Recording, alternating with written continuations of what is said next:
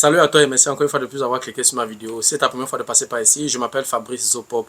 Dans cette chaîne, je parle de culture, je parle de science, je parle des faits de société, je parle également de sport. Voilà, si ces quatre thématiques t'intéressent, abonne-toi tout simplement à cette chaîne pour ne manquer aucune vidéo. Et si en plus de ça, tu actives la cloche de notification, alors tu recevras de manière automatique une notification lorsqu'une nouvelle vidéo sera publiée. Voilà, si entre-temps tu as des questions, des remarques, des suggestions, des critiques, ou alors des propositions d'amélioration, n'hésite pas à m'écrire en commentaire. Un like me ferait énormément plaisir. Voilà, dans la vidéo d'aujourd'hui, je vais parler de politique. Oui, dans une précédente vidéo, j'ai essayé d'aborder un peu la thématique sur les élections présidentielles au Cameroun qui auront lieu donc en fin d'année 2025. Oui, si tu suis l'actualité camerounaise, tu vas te rendre compte que sur tous les plateaux de télévision, il ne s'agit que des élections présidentielles, ce qui est normal. Oui, c'est une échéance hyper importante pour l'avenir du Cameroun. Donc oui, en tant que Camerounais, en tant qu'observateur de la société, j'ai donc cette responsabilité de m'exprimer également par rapport aux élections présidentielles. Donc tu vas devoir t'habituer, n'est-ce pas, à regarder de temps en temps des vidéos. Si tu me suis, si tu es abonné à ma chaîne, de temps en temps, tu vas souffrir, n'est-ce pas, de regarder ou alors d'écouter mes interventions par rapport aux élections présidentielles au Cameroun. J'observe ces élections de près parce que oui, nous avons tous intérêt que tout se passe bien au Cameroun, que les élections se passent dans de bonnes conditions. Et de temps en temps, il y a des candidats, voilà, il y a des partis politiques qui s'expriment par rapport à leur leader, par rapport à leur programme politique et tout. Voilà, donc je suis donc tombé sur un entretien ou alors sur une interview. Il s'agissait ici d'un leader, n'est-ce pas, de l'UPC, l'Union des populations du Cameroun. Pour ceux qui ne connaissent pas l'histoire du Cameroun, l'UPC en fait c'est le parti, n'est-ce pas, de Ruben Oumniobès, un nationaliste camerounais. Voilà, il a été un acteur majeur dans la guerre, pendant la guerre des indépendances. Voilà. Donc, c'est ce militant de l'UPC, ce militant convaincu de l'UPC au nom de Serge Soho, n'est-ce pas, il intervient également dans les plateaux de télévision. Et je suis tombé sur une interview, alors sur un entretien où il s'est exprimé par rapport, n'est-ce pas, à la gestion du gouvernement de M. Biya par rapport à ce qu'il pense de la gestion de M. Biya. Il a été vraiment critique et il a sorti tout ce qu'il avait dans les tripes. J'ai trouvé ses propos très intéressants. Il a dressé en quelques minutes, n'est-ce pas, tout le bilan de M. Paul Biya et son gouvernement pendant les 43 ans qu'il a passé à la tête du Cameroun. Donc oui, j'ai trouvé cette interview très intéressante et j'ai apporté donc dans la vidéo d'aujourd'hui quelques interrogations, des points que j'ai trouvé assez intéressants, que j'aimerais partager avec toi. Donc oui, j'ai apporté mon questionnaire ici. Et par rapport à ces interventions, j'ai relevé quelques questions que j'ai trouvées assez pertinentes. Donc on va aller pas à pas pour bien comprendre les propos de ce monsieur. Et comme j'ai dit, j'ai regroupé son intervention, j'ai regroupé ses interventions sur un questionnaire, et donc on va évoluer de manière chronologique pour que tu comprennes exactement, ou alors pour que tu vives également cette sortie magistrale de ce militant. Donc si tu veux en savoir plus, reste scotché. La suite juste après le générique.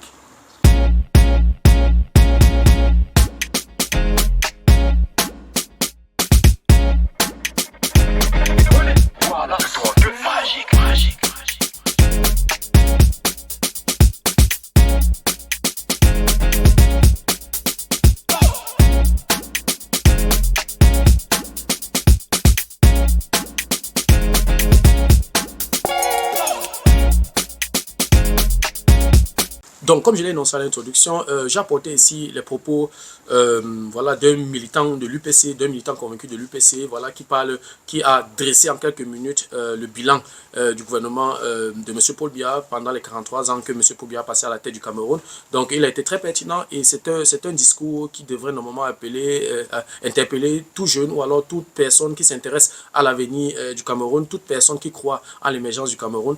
Donc, c'est un discours que j'ai trouvé très intéressant et je ne pouvais pas manquer de partager ça avec toi. Donc la première question de son interview, ou alors la première question que le journaliste lui pose, comme je l'ai déjà apporté mon document ici où j'ai essayé de, n'est-ce pas, pour que je ne m'égare pas pendant la vidéo, j'ai essayé de, n'est-ce pas, de prendre quelques notes par rapport au questionnaire. La première question que le journaliste lui pose est celle de savoir, est-ce que le président de la République n'est pas coincé par la qualité de ses collaborateurs qui ne sont pas à la hauteur de la tâche?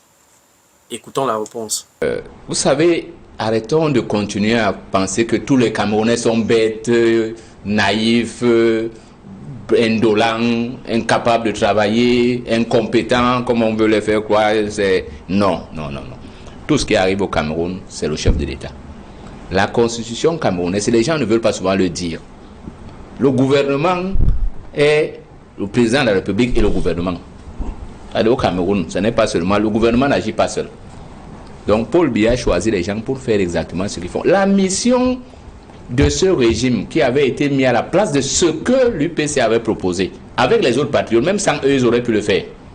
Parce que soyez idiots, on avait voulu commencer à le faire. Le régime n'est pas fait pour le bien-être des Camerounais.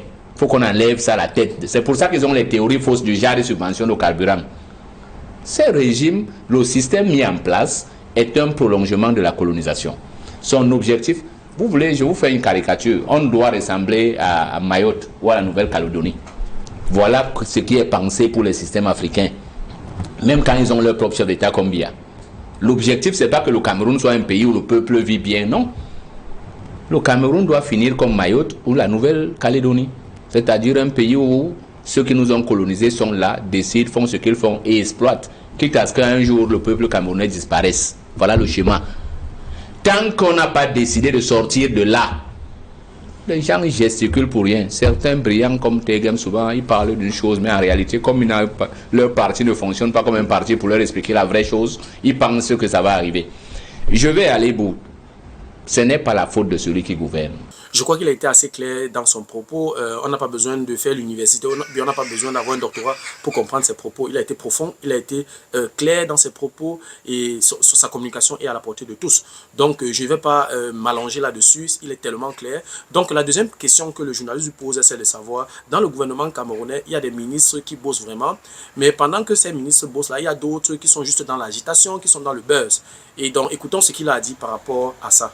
Le travail d'un ministre se voit sur la vie de la population, point. Et au Cameroun, il n'y a aucun secteur où la population camerounaise peut être satisfaite en 42 ans de régime Paul Biya ou en 60 combien d'années UNCRDPC. L'éducation a foutu le camp, la santé a foutu le camp, les routes se délabrent, le transport a disparu. Les quelques embryons d'industrie qu'on a voulu créer sur l'impulsion des nationalistes camerounais à travers les plans quinquennaux ont disparu. Les quelques établissements scolaires dignes de former des bons ingénieurs au Cameroun ont été privatisés. Le peu d'activités agricoles qu'on a voulu entreprendre pour l'autosuffisance alimentaire du Cameroun a été vendu. La Midevive et autres, sous Paul Biya et ses acolytes. Aujourd'hui, on a payé un peuple affamé qui quémande du riz, alors qu'il mangeait et vendait la nourriture aux autres. Vous voulez quoi pour discuter? Paul Biya lui-même a fait ce constat. Donc si on veut accuser les gens de diaboliser, on commence par eux-mêmes. C'est Paul Biya qui a fait ce constat depuis 2008, non? Vraiment, on n'a pas besoin d'être un magicien pour savoir qu'au Cameroun, ce n'est pas tous les ministres qui travaillent. Parce que si tous les ministres travaillaient, le Cameroun ne devait pas être dans la situation actuelle. Donc, il y a certains ministres qui parfois ont la volonté de travailler. Mais voilà, si tu prends une poignée d'arachide, dans ce poignet d'arachide, il y a des graines gâtées à l'intérieur. Tu mets dans ta bouche, tu auras l'impression que toutes les graines sont gâtées. Donc, même s'il y a certains ministres qui ont la volonté de bien faire, ils seront contaminés par les autres. Ce n'est pas évident. Parmi ces ministres, il y a des ministres qui ont fait l'Occident, qui connaissent comment ça se passe, qui ont étudié, qui ont grandi, qui ont été éduqués dans la rigueur. Mais une fois au Cameroun, après 2-3 ans directement, ils ont été moulés. Donc du coup, c'est extrêmement difficile de travailler dans cet environnement. Donc il a été également clair, moi je suis également de cet avis, il y a des ministres qui ont la volonté, qui veulent vraiment faire des choses, mais la majorité voilà, ne fait pas ce que le peuple attend d'eux. Donc je crois que c'est clair, et ces propos sont assez clairs.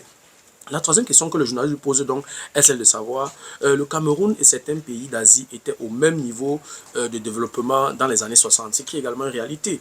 Que s'est-il donc passé pour que ces autres nations se développent, n'est-ce pas, et pendant ce temps, le Cameroun a passé son temps à marquer les pas sur place. Qu'est-ce qui s'est passé? Quand on regarde la Chine, on regarde les autres pays, les pays de l'Asie et tout, il y avait plusieurs pays qui étaient au même niveau que le Cameroun dans les années 60. Mais qu'est-ce qui s'est passé pendant que ces pays se sont développés? Pourquoi le Cameroun n'a pas suivi le pas? Pourquoi le Cameroun ne s'est pas également développé? Quand on pense qu'il y a dans les années 60, 70, 80, le Cameroun venait en aide aux pays comme l'Éthiopie, aux pays comme la Chine, on ne comprend pas ce qui s'est passé. Donc écoutons ce qu'il a dit par rapport à ce sujet. Sur le plan de l'énergie, Paul Biya est Premier ministre chargé de l'énergie. Niad est directeur. Le Cameroun a sorti son atlas énergétique. Le Cameroun a besoin d'à peu près 1000 gigawatts, donc 1 million. Actuellement, on était en 82. Le besoin avancé pour 2000 était de 8000 à 13 000. Le potentiel du Cameroun est de 40 000 gigas. Et on avait fait des études, on a fini, on a dit ce qu'on va faire. En mettant seulement en exploitation les barrages qui existent avec leurs complémentaires, c'est-à-dire EDA 2 dans le site d'EDA, Sonloulou 2 dans le site de Sonloulou. Le Cameroun produit 14 000 gigas, c'est-à-dire 14 millions. On a un besoin de 8 000. Qu'est-ce qui empêche d'ouvrir ça? On n'a pas besoin d'ingénieurs pour ça. Ils avaient décidé de ne pas le faire. Je ne dis pas l'anecdote qui avait circulé dans cette réunion. Ils ont décidé de ne pas le faire. Aujourd'hui, le prix du courant qui était censé descendre à 35 francs, à 35, est maintenant à 80 dans certains ménages parce que dès que tu tapes ton compteur, on te signale que tu as dépassé 100 watts, 100 kilowatts. Donc, il faut arrêter ça. Je dis c'est systémique. Et eux-mêmes ne peuvent pas sortir de là. Je pense que ses propos sont assez clairs et il n'a pas tort. Moi, je suis de son avis. Oui, si le Cameroun a passé son temps à marquer les pas sur place, c'est justement parce qu'il n'y a pas la rigueur, il n'y a pas de rigueur dans la gestion. C'est vrai, il y a un chef au départ, il pouvait de temps en temps taper la main sur la table, mais avec de l'âge, ce n'est pas évident. Donc, un pays, par exemple, qui fait plus de 5 ans sans tenir un conseil ministériel, mais on s'attend à quoi? Donc, je pense que ce que nous vivons actuellement au Cameroun, la situation du Cameroun est également est la conséquence d'une inertie, est la conséquence, n'est-ce pas, de l'incompétence. Et c'est clair. Le dit ne veut pas dire qu'on déteste le Cameroun. Puisque quand on regarde la Chine, on regarde les autres pays qui étaient pauvres, l'Éthiopie, on a eu la chance qu'on n'a pas vraiment eu une guerre au Cameroun, qu'on peut dire qu'à cause de la guerre civile, on n'a pas pu se développer. Mais on a eu vraiment une bonne période où on avait assez de temps pour se développer. Mais on n'a pas saisi cette opportunité-là. On a des membres du gouvernement qui ne travaillent pas. Il faut le dire, il y a certains qui peuvent avoir la volonté, mais c'est pas tous. C'est pas tous. Ils sont très peu qui peuvent avoir la volonté. Et même quand ils ont la volonté, les autres les étouffent. Ce n'est pas évident. Donc, je pense qu'il est clair.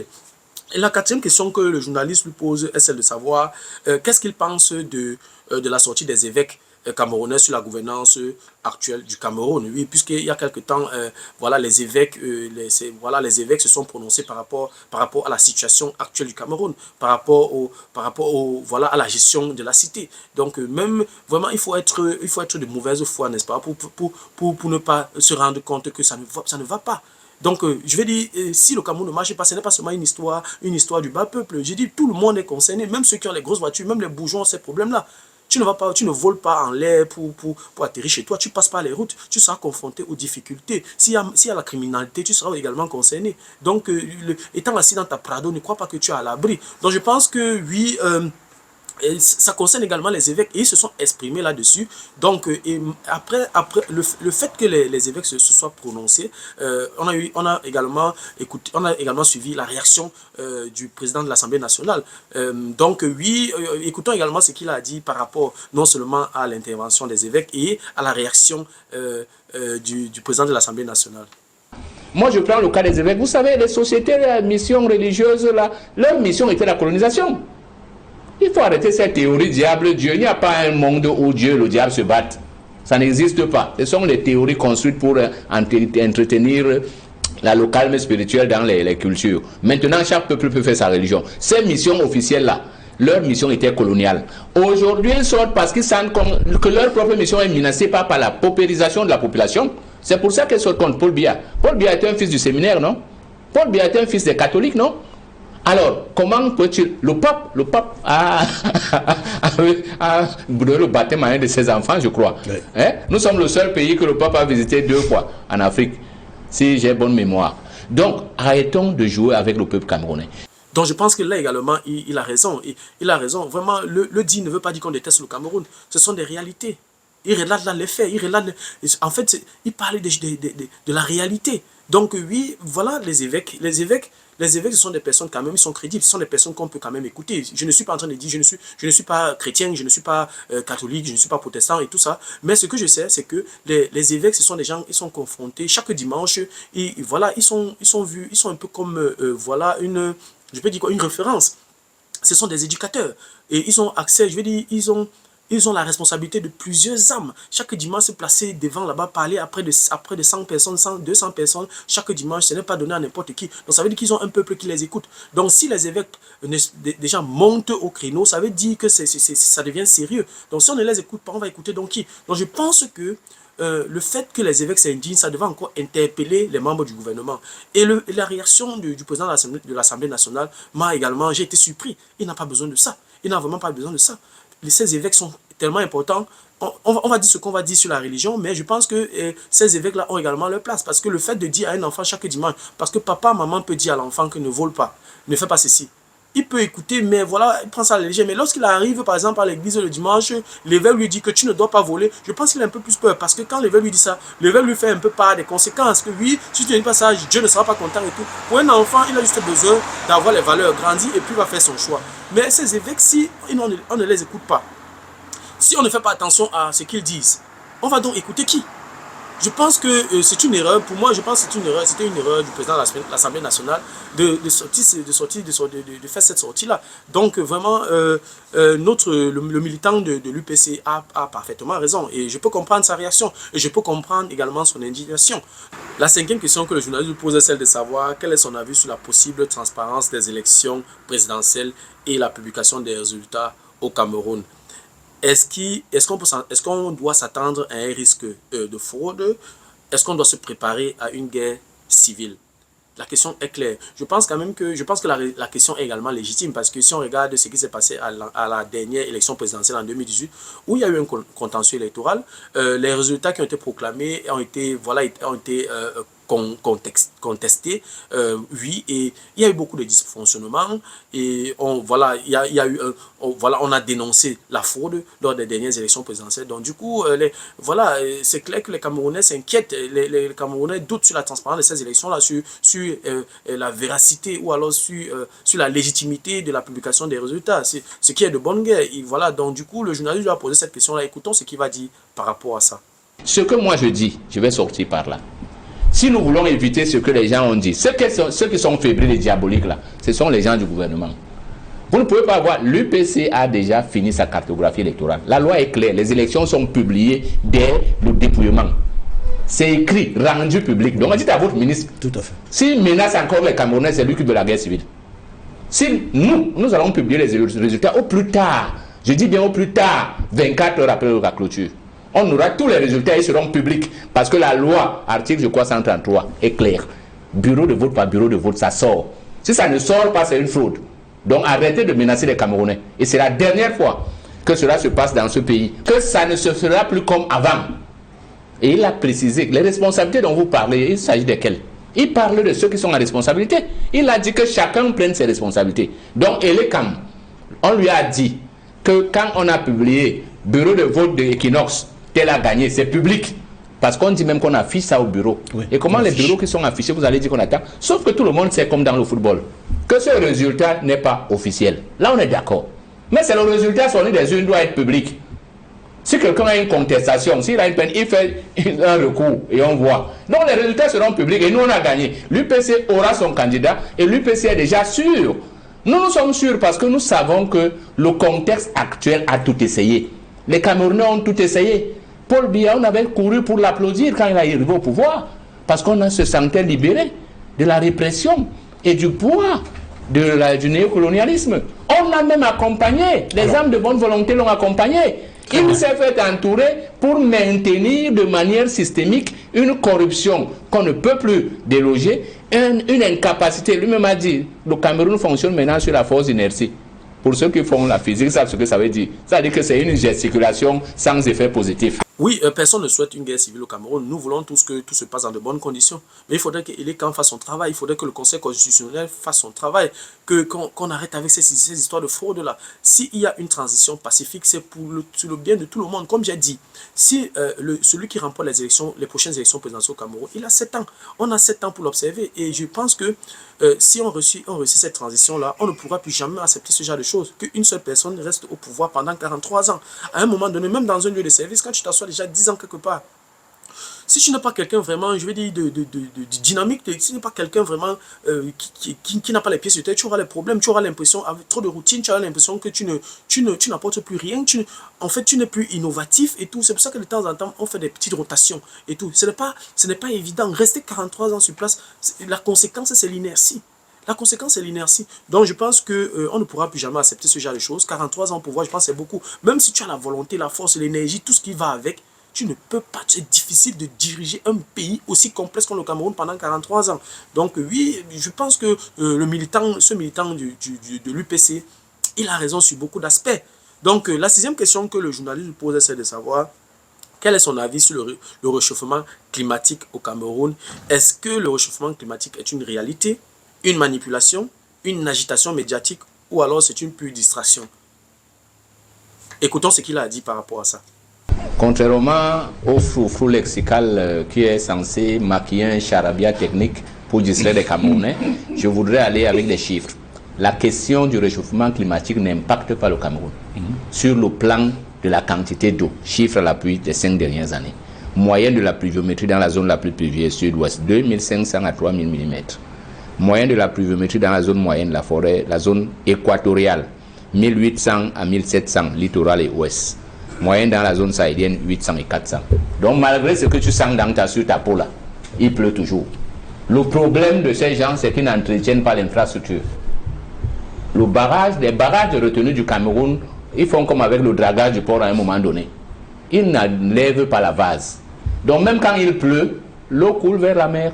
Parce que l'eau qui devait être retenue, il y a eu tellement de limons et d'alluvions qu'on ne les enlève jamais. Pourquoi?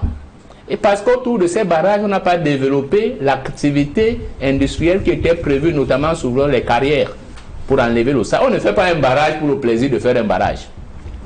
Le Cameroun, quand il faut que les Camerounais l'entendent. On n'est pas dans les années 90. Le Cameroun a fait une étude qui est finie autour des années 79-80. Et on a publié l'Atlas de l'énergie. Vous savez la position du Cameroun? Le Cameroun est la centrale électrique de l'Afrique centrale. Et devait vendre le courant au Congo et au Kenya. Les Américains actuellement sont repartis à Inga 2 parce que nous n'avons pas suivi quand ils ont voulu faire la Grande One. Le problème, vous savez, je vous ai rappelé ça en début d'émission, maintenant il faut que je vous le précise. Le potentiel du Cameroun, dans ce qui est créé, est de 20 000 gigas. Le besoin pour 2035, c'est 14 000. C'est-à-dire que les barrages que nous avons là, sans me verrer, Lompanga n'était pas prévu. Là-bas, il fallait d'abord développer pour le bassin du Ntem et du Mbam des barrages de régulation de retenue des fleuves. Il fallait développer le Mungo pour combler le littoral. Il y a au moins 4 barrages prévus dans le Mungo, c'est écrit. Et c'est Paul Biya et Niat qui avaient la charge de ce projet. Je sors l'anecdote, ils ont dit qu'on ne va pas installer tous les barrages dans la même région. Oui, ils l'ont dit à une réunion à Idio. Et on a arrêté. On leur a dit, ok, dans ce cas, pour que le potentiel que nous avons soit exploité au maximum, qu'est-ce qu'il faut donc appliquer? Il faut entretenir les barrages de retenue, donc les désenvaser continuellement. C'est simple, vous y installez des dragues pour enlever le sable. Le sable contribue au développement. Ils n'ont pas voulu parce que ça développerait les régions qu'ils avaient décidé de sinistrer. Voilà le mot. Maintenant, pour ce qui est de là, en fait, c'est des gens qui sont installés dans la spoliation des Camerounais. Vous savez, c'est clair. Pourquoi vous riez? Je vous dis chiffre à l'appui. Le courant électrique est censé coûter au maximum en 2035 25 francs aux Camerounais. On devait descendre. Et ils ne font que augmenter. Parce qu'ils sont dans un mauvais schéma économique. C'est la masse qui devrait produire la recette, pas le minimum. Vous savez, l'une des causes de la non-production des recettes, Eneo même dit que les gens fraudent. Mais les gens fraudent parce que le prix est excessif. Oui. Je vous dis, les domestiques qui ont 4 personnes payent à peu près 20 à 30 000 francs de courant. Ouais. S'ils s'amusent à mettre les climatiseurs, ils vont à 100. Quel pays peut fonctionner comme ça? Est-ce que le Cameroun peut fonctionner? Même une anecdote, vous savez que tout un président, le vice-président de l'Assemblée avait été arrêté parce qu'il ne payait pas le courant. Et on a vu encore récemment un député séquestrer les gens de Néo parce qu'eux-mêmes ne veulent pas reconnaître que le schéma est mauvais. Mais le problème n'est pas sur les infrastructures. Les infrastructures qui existent, bien exploitées, suffisent à alimenter même certains pays et nous faire des recettes. La visée du Cameroun dans cette optique, c'était que le pétrole ne serait même pas notre manne. C'est le courant qui devait nous enrichir. Parce qu'avec le courant, les industries devaient s'installer. La zone qu'on veut développer maintenant, qui date des années 80, elle est dans le plan quinquennal qui avait été raté. Vouri Fundi. Donc l'axe de Douala-Yaoundé, c'est une zone industrielle, les gens ne le savent pas. Les bords de la route devaient avoir des plantations. D'ailleurs, le secteur du Bamba est en train de le faire. Vous voyez comment les industries s'installent. Le courant il viendra d'où? Et ce secteur doit aller vers Kribi. Le Cameroun a un potentiel énorme. Comme lui, je pense également que le réchauffement climatique ne concerne pas vraiment les pays en zone tropicale. Ça, vraiment, il faut qu'on arrête de manipuler les masses. Voilà, au Cameroun, le Cameroun est tellement béni. On a de l'eau, on a du soleil, on a tout ce dont les plantes ont besoin voilà. On n'a pas de problème avec ce problème de réchauffement climatique. Ça dit que les Occidentaux ou alors voilà, les pays qui sont dans les zones glaciales, les pays qui sont dans les zones tempérées et tout, portent leurs problèmes pour venir déposer en Afrique. Non, non, on n'a pas ces problèmes-là. Moi, je pense, c'est mon avis, nous n'avons pas de problème de réchauffement climatique. Donc, je pense comme lui que le réchauffement climatique, en fait, c'est une manipulation, c'est un tapage médiatique. Je vais dire, ceux qui voilà, le lobby de cette histoire de réchauffement climatique, c'est également ce qu'ils visent. Mais ça ne nous concerne pas. Nous ne sommes pas industrialisés. Ce sont les pays industrialisés qui ont ces problèmes de réchauffement climatique avec le CO2 qui dégage à tort et à travers. Nous, on n'a pas ce problème-là. On n'a pas ce problème-là. On n'a pas d'industrie. Comment est-ce qu'on va parler de réchauffement climatique? Mais je me pose la question. La Chine est un peu comme l'usine du monde. C'est le centre de production du monde. Normalement, il faut qu'un pays ait les problèmes de réchauffement climatique, c'est la Chine. Mais on laisse la Chine, on vient nous parler. En Afrique, il n'y a même pas d'industrie, on me parle de réchauffement climatique. Moi, je n'ai jamais compris cette théorie-là, donc je suis de son avis. Ça ne nous concerne pas. Que les gouvernants, que les chefs d'État africains se mettent au travail et développent les stratégies, n'est-ce pas, pour faire leur pays sortir voilà, de ce sommeil, pour faire le pays émerger. Toute cette histoire de réchauffement climatique, dernièrement c'était le Covid. On parlait au départ par exemple du Covid que voilà, à une certaine température, ce virus ne supporte pas. Mais on vient en pleine zone équatoriale, là où il fait 35 degrés du matin au soir, on me parle du Covid. Le Covid fait comment pour supporter une température de 35 degrés toute la journée? Au Cameroun, il fait chaud du matin au soir. La température est élevée du matin au soir. Je ne comprends pas comment un virus comme le Covid parvient à survivre. Donc, il ne faudrait pas qu'on copie bêtement ou alors qu'on porte les problèmes des autres pays. Ils ont leur réalité pour venir voilà, placarder ça comme ça là, dans nos pays. Ça nous freine. Ça nous freine. Donc, les gouvernants doivent se mettre au travail et développer leur pays. Donc, je suis du même avis que lui. Voilà, la septième question que le journaliste posait, c'est de savoir quels sont les autres problèmes de l'énergie au Cameroun en dehors, n'est-ce pas, de ceux que les Camerounais connaissent déjà. Écoutons ce qu'il a dit par rapport à ça. Le président Paul Biya ne s'est pas soucié du fait que ce qui aurait pu le maintenir tranquillement au pouvoir, c'est le bien-être des Camerounais. Oui, tous les Camerounais sont devenus misérables, tous, sauf ceux qui volent, bien sûr. Les quelques-uns qui travaillent sont même confondus. Quand vous réussissez trop passer en route, si vous passez avec une belle véhicule, on va vous associer aux voleurs parce qu'on ne comprend pas comment vous réussissez. L'autre problème de l'énergie électrique au Cameroun, et je vais m'arrêter par là, c'est que l'ensemble des intrants qui devaient être produits au Cameroun, qu'est-ce qui allait importer les câbles? Vraiment, facteur de le faire dépasse les Camerounais. Fabriquer, c'est pareil pour l'eau. À nous, on a un Dobon depuis 3 jours, il n'y a pas d'eau. Voici un pays où 50 ans après l'indépendance, les gens n'ont pas l'eau dans les villes, alors que tout est eau. Même les rigoles ont l'eau. Mais on ne peut pas purifier l'eau. L'eau est la seule chose qu'on peut recycler à l'infini. C'est-à-dire qu'on peut prendre l'eau des égouts et on la donne aux gens. On la nettoie. C'est comme ça que tous les pays font.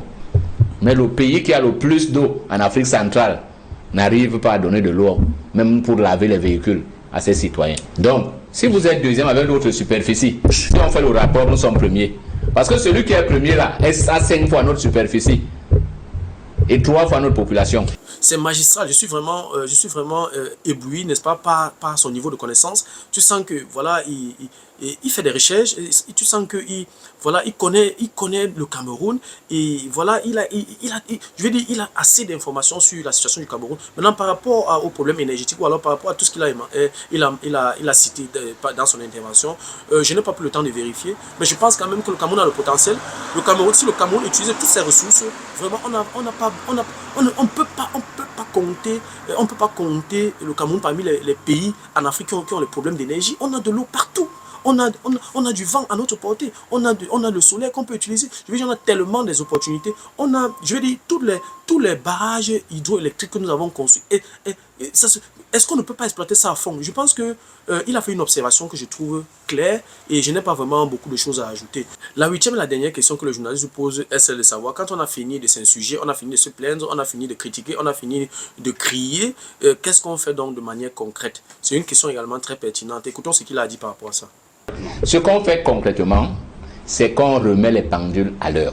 Et la solution est simple. Il faut confier la gouvernance de ce pays à ceux qui sont capables de se mettre de côté pour que le peuple vive. De population. Le problème aujourd'hui, c'est que nous avons des gens qui ont décidé de mettre... Vous savez comment ils disent? Ils vous disent que l'État est fort. Ça veut dire que pour eux, l'État est contre sa population. Il y a l'État d'un côté et la population de l'autre. Quand vous avez ces slogans-là, dans le pays d'un pays, éliminez le gouvernement. L'État est là pour la population. Moi, je vous reprends toujours l'anecdote qu'ils soulèvent tout le temps. Ils disent qu'ils subventionnent le carburant. Le pétrole des Camerounais.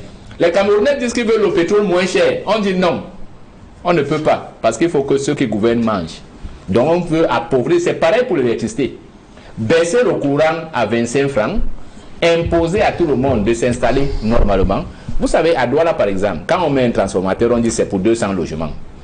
Le logement passe à 250. Prenons le cas de Bounamoussadi. L'État du Cameroun fait une cité. On construit des pieds à terre. Les gens achètent les maisons. Le contrat dit que c'est un pied à terre que tu as acheté, tu ne peux pas changer. Les gens cassent, mais les immeubles 10 niveaux, on les regarde. Le besoin qui était de 1000 passe à 3000. Les transformateurs ne tiennent plus. Oui. Pourquoi vous laissez ça? C'est parce que vous êtes complice, parce que c'est vous qui êtes venus traficoter pour acheter les maisons qui étaient destinées aux enseignants, aux petits policiers et tout. Voilà le vrai problème. Et c'est ça qu'il faut tout au Cameroun. Donc, il n'y a pas d'explication là-dessus. Notre échec est l'échec du système Aïdjo-Bia clair. Le Cameroun est en danger. Sauf si je présage une amnésie. Ça veut dire qu'on n'est plus en danger. Sauf si je présage une amnésie, on s'en a su qu'on n'a pas gagné cette canne et qu'on a fait piètre figure mondiale. Sauf si je présage une amnésie du fait du chef de l'État, du fait de son âge, il est très irresponsable de dire qu'un courrier destiné au président n'est pas arrivé au président. Ça veut dire qu'on peut organiser un coup d'État ici, on vole les armes de l'armée, tu fais un rapport, le président n'est pas au courant. Les gens font comme ils veulent. Ça veut dire qu'au Cameroun maintenant, il y a des pôles de gens qui font du Cameroun ce qu'ils veulent. Est-ce que vous imaginez ça? Non, j'ose pas. J'ose dire avec le camarade Émile Wandi que Paul Biya aurait la chance, il a encore le temps de bien faire pour pouvoir dire aux ancêtres demain qu'il n'a pas trahi tous les Camerounais et tout le Cameroun. Pour notre part, nous disons avec le camarade Émile, nous mourrons sans jamais trahir. L'UPC aura son candidat. Et quand nous gagnerons les élections, elles seront proclamées que nous allons gagner. Oui, je suis de même avis que lui. Ceux qui dirigent le Cameroun doivent juste se mettre au travail. Donc, et le peuple sera là donc, voilà, pour sanctionner. Si vous avez fait du bon travail, le peuple vous donne encore un mandat pour les 7 prochaines années. Si vous avez fait un mauvais travail, le peuple vous retire juste ce mandat. C'est tout et donne à quelqu'un d'autre. C'est aussi simple que ça. C'est un peu comme quelqu'un me dit qu'en France, M. Emmanuel Macron va gagner les prochaines élections présidentielles en France, ce qui est utopique. Ce n'est pas possible parce que le peuple va le sanctionner. Le peuple va le sanctionner. Il a eu 5 ans. Il n'a pas redressé la France comme il avait promis. C'est toujours au règne de Macron qu'il y a eu les gilets jaunes. Donc je vais dire, le peuple n'est pas satisfait de la gestion de Macron. Donc on va le sanctionner aux prochaines élections présidentielles. C'est un fait. Donc oui, le peuple est là pour sanctionner. Si le gouvernement n'a pas fait son travail, alors le peuple le sanctionne. Le prochain groupe qui va diriger le Cameroun doit se mettre au travail. Et on ne pourra plus jamais permettre qu'un groupe s'asseye pendant 43 ans. Ce n'est pas possible. C'est ça qui est l'origine de l'inertie. C'est ça qui est l'origine de l'incompétence. À un moment donné, il faut faire rôtir. Donc après, je pense qu'un groupe qui a fait plus de 2 mandats, c'est suffisant. Vous n'avez plus d'énergie, vous n'avez plus d'innovation. Vous laissez un autre groupe avec une nouvelle dynamique. C'est comme ça qu'on fait pour qu'un pays se développe. Si on continue dans cette lancée où les gens font 40 ans, on n'aura jamais le Cameroun ne va jamais se développer. Donc, je pense que les interventions de monsieur Serge Soro étaient pertinentes et il a brossé en quelques minutes, n'est-ce pas, toutes les réalités du Cameroun, tous les problèmes du Cameroun. Donc, je vais passer un message à la population camerounaise, à la jeunesse camerounaise. Oui, déjà, il faut tout faire pour aller vous inscrire sur les listes électorales. Et vraiment, il faudrait que en fin d'année, lors des élections présidentielles, vous allez juste, si toi, jeune qui regarde ma vidéo, tu es content de la gestion de M. Paul Biya et son gouvernement, alors tu lui donnes ta voix. Si tu n'es pas content, tu ne lui donnes pas ta voix. Donc c'est une occasion en or pour le peuple, n'est-ce pas, de s'exprimer, pour le peuple de sanctionner. Si tu as bien fait, on te récompense. Tu as mal fait, on te sanctionne. C'est aussi simple que ça. Voilà, c'était tout pour la vidéo d'aujourd'hui. J'espère que la vidéo t'a plu. J'espère que la vidéo a été à la hauteur de tes attentes. Voilà, si la vidéo t'a plu, je te prie de la partager au maximum. Si de temps en temps tu aimerais regarder ce genre de vidéo, ou alors si les contenus de cette chaîne t'intéressent, abonne-toi tout simplement à cette chaîne pour ne manquer aucune vidéo. Et si en plus de ça, tu actives la cloche de notification, alors tu recevras de manière automatique une notification lorsqu'une nouvelle vidéo sera publiée. Voilà, si entre temps tu as des questions, des remarques, des suggestions, des critiques ou alors des propositions d'amélioration, n'hésite pas de m'écrire en commentaire. Un like me ferait énormément plaisir. Merci encore pour ta disponibilité. Merci pour ton attention. C'était Fabrice Zopop. On se dit donc au revoir et à la prochaine. Ciao.